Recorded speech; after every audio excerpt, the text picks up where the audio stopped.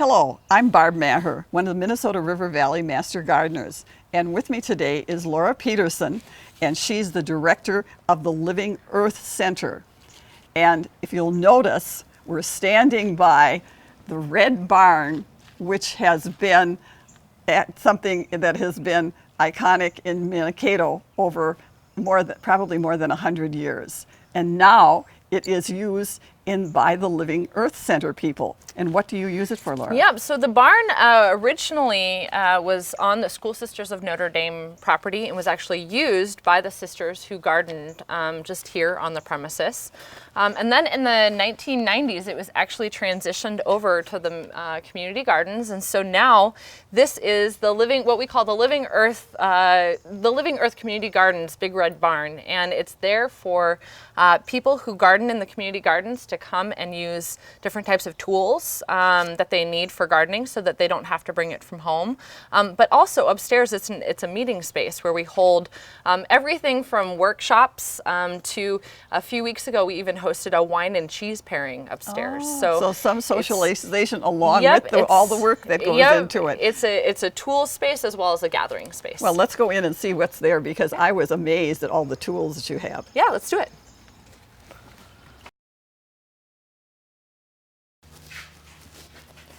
Well, now we're inside the barn, and we wanted to show you some of the things that were available for the people who use the gardens. But first of all, the community garden concept is that people share small plots and use it on some type of property that they rent for the season. Mm-hmm. What size are they? Are there different sizes of plots? Yeah, so the entire garden is roughly about 2 acres. And each plot that we rent out is a 10 by 10 plot, but gardeners can have more than one plot because sometimes they want to grow a lot more than what will fit in a 10 by 10 plot. So each plot is technically 10 by 10. They can have more if they like. And we serve we have over 180 community garden plots, and we serve just over 100 community gardeners and their families. So I would say in any given season, we have anywhere from 100 to 200 people that end up kind of cycling through, depending on who is coming to help out in that specific plot.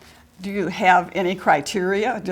Now, if somebody comes and wants a plot and there isn't one available, is there some criteria? Do they have to go on a waiting list, or what do they do? We do offer a wait list, and most years we're able to accommodate that wait list. But the whole concept of the Living Earth Community Garden is that we're all coming together to share common ground.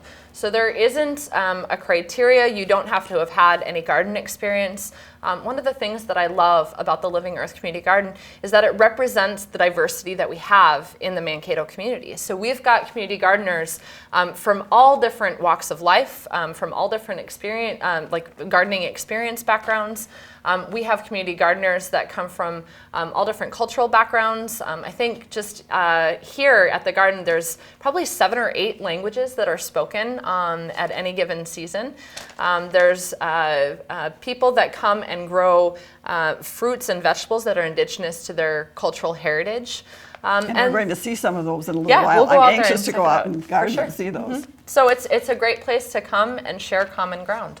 And very often it's serving a population where they might be in an apartment, they might be in a small yard that doesn't have a sunny patch that they can use. So they're able to have the vegetables and things that they want because they aren't able to have them in the living situation that they have right now. Most definitely. And so I think that's the great thing, is that it brings people together from all different backgrounds. Additionally, I think a lot of people also like to come to the community garden because it is community. They get to talk to people and they have an opportunity to share ideas and expertise. They might not know how to grow the best tomato, but they can talk to their neighbor who has great tomatoes. So there's a lot of different education exchange and community exchange, and I think that's what makes this a magical place. That sounds wonderful. Yeah. And I was so impressed when I looked at all the things that you have. I mean, you have a bulletin board back here that has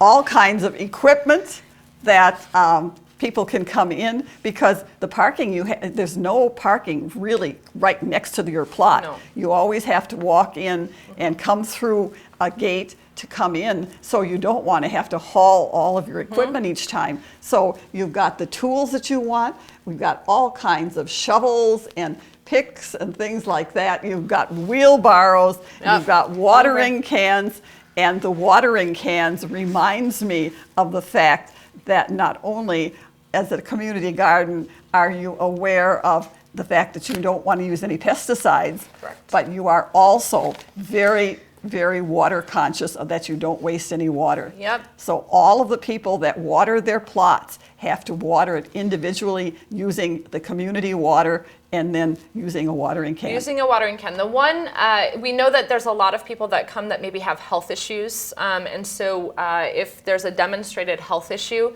then we do allow people to use a hose, but the way in which they use a hose, we actually walk through individually to make sure that everybody is being good stewards of the water.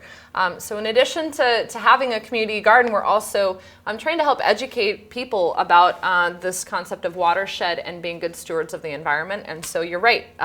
Everybody has to they have to use the watering cans, and in doing so, we conserve quite a lot of water. Right. So I know that you're interested in water safety. You're interested in pollinators. Mm-hmm. You just had a seminar here on pollinators. Yep. So everybody here is very earth conscious and is trying to live without leaving a big footprint on the surface of the earth. That's the idea. Right. Well, let's go in because the gardens are really like an international fair, and and this morning they just look lovely. So let's walk in there. Sounds good. Here we have the gate, and this isn't to keep people out. Nope, it's not to keep people out. It's electrified because we have a lot of deer around here, don't we? Correct. Yep, we say it's an inclusive garden except for the deer. The deer can come in October. October 31st is always when we take the fence down, and then they can have at whatever they want. Okay, and does it even keep the rabbits out? For the most part, there's some sly rabbits that find their ways in, and so you'll notice that in some of the garden plots there's small fences that are around. But I think for the most part it keeps out the things that we really don't want in, at least during this time. Right. Well, if you only have 10 by 10, you don't. You want to maximize it. You don't want things munching on it. Yeah. All right. And then here we have our water source, and you told us before that the water source, that's what they use all of those watering cans on, and they were going to come in here, use it, and other places throughout here so that they can all get water to carry to their plots. Yeah, so each of the spigots has some sort of catch below it, and we ask gardeners to first use this to be able to conserve water. So we'd ask them to dip it in first and then carry it to their plot.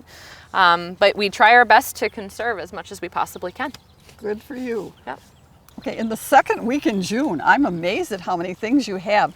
But what really strikes me is look at all the different types of vertical supports. We have every type of metal cage and support. We have bamboo, and people are using everything that they can to get the maximum out of their 10-foot plot. And the second week in June, this is garlic. I can't believe it. It looks like it's ready to harvest already. Yeah. Somebody must have gotten in really, really early to get such a huge batch of garlic. Yeah, we have quite a few gardeners that come back year after year. And what's great is that they have an opportunity to really replenish the soil and regenerate the soil. And so some of those gardeners will come back, as early as they possibly can, and begin the planting and everything like this. So this garlic is obviously doing very well, but it's also been in a plot that's been very well taken care of for a number of years. So it's, for a lot of people, it's a second home, where they spend a lot of time, and they really commit to nourishing the soil. But then they're also giving a huge section to garlic. Mm-hmm. So this must be something that they really use in their cuisine also. Oh yeah, uh-huh.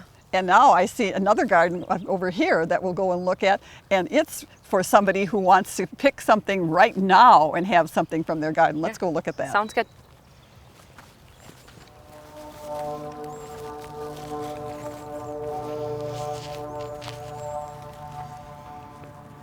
As I mentioned earlier, this garden is really densely packed with things that are already ready to eat, because we have a perennial sage that's blooming and looks lovely, and the leaves are ready so that you could even pick some of it.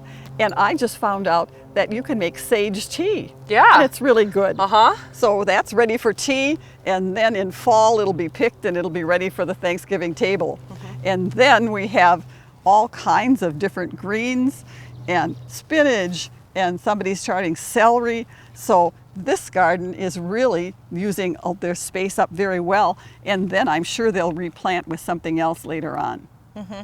But this is one type of a garden, and now over here you were pointing out a garden that's the Vietnamese family that uses that garden, has some specialties. So let's go and look at that. Sounds good.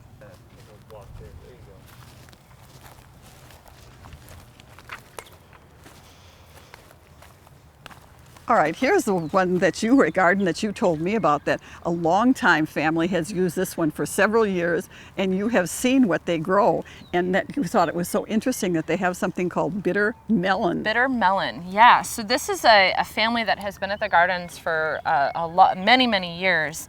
And bitter melon is a traditional Vietnamese, but I think it's also in other Asian cuisines. It's a type of plant that actually trellises. And as we go further along in the season, you'll see that the bitter melon that's here will trellis up and will actually serve as a canopy throughout all over here. So this will turn into a canopy of bitter melon. And I just found this out this year in talking with one of the gardeners. That bitter melon actually has, when its leaves are boiled into a tea, it helps to fight blood sugar and diabetes. And so there's medicinal purposes as well, as well as how it's used as a cuisine. But what I love about it is, like you were saying, there's as many different types of ways to garden, and that diversity in gardening is so reflective in the diversity that we have in our community. And so I always like coming up, and there's always something new to learn from just about every person that you come across in terms of how they're growing something. Well, and that's what's wonderful about the community garden.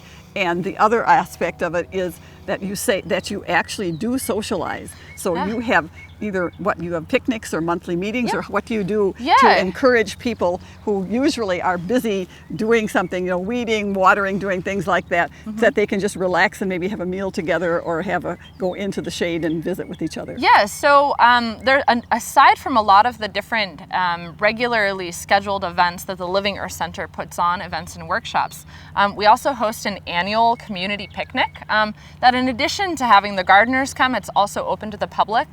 Last year we actually had gardeners that grew watermelon that we served at the picnic, and that occurs August 24th. It'll be occurring August 24th this year. So in addition to having gardeners, everybody is welcome to come up and kind of share the abundance and harvest. But in addition to that, we're starting this year on the second Tuesday of every month during the gardening season. We invite community gardeners to have a potluck in the barn, and each potluck has some sort of educational focus where people who maybe don't know as much about pest control can come and ask questions, and people who do know a lot about pest control can come and share their knowledge, or it's an idea swap. And so every second Tuesday, we have that potluck that's open for the gardeners to come up and get to know each other, and kind of, it's almost like a neighborhood gathering. And I would imagine as the season goes on, they will start bringing things in from their garden. And those of them that have new, different things that they can share with one another, say, taste this. If you've never tasted kohlrabi, you taste this. If you've never used bitter melon for a tea, taste this. And they're able to share things like that and broaden everybody's experience. Well, and I think that there's even research that shows that if you grow it in the ground, it actually tastes better. And we experienced that. We actually have a children's peace garden where we offer classes for kids as well. And what I love about those garden classes is that you actually have an opportunity we grow kohlrabi there, and a child that's never heard of kohlrabi before or says he doesn't like vegetables now is all of a sudden eating kohlrabi with just a little bit of salt on it. And so I think gardening and eating and food is a great way to bring people together and to share in nature's abundance. So this is the Living Earth Community Center, and it's open to people who want to have a 10 by 10 plot or several of them, and who are willing to abide by the rules, make it an earth-friendly place. Correct. And a people-friendly place too. Yeah. And an insect and everybody else except the deer are excluded most of the season. Yeah, I mean, even then, some insects we invite in, and you know, we have pollinator plots. But I think at the end of the day, it's you know, not just gardeners are allowed to come up here. People can come up and can, you know, look at the different gardens, of course, as long as they just look with their eyes. But the whole point is that we want to, you know, bring people together to share common ground, and that's what we're doing with the Living Earth Center and the Living Earth Community Garden. Well, and this is Laura Peterson, and I'm Barb Maher. Enjoy.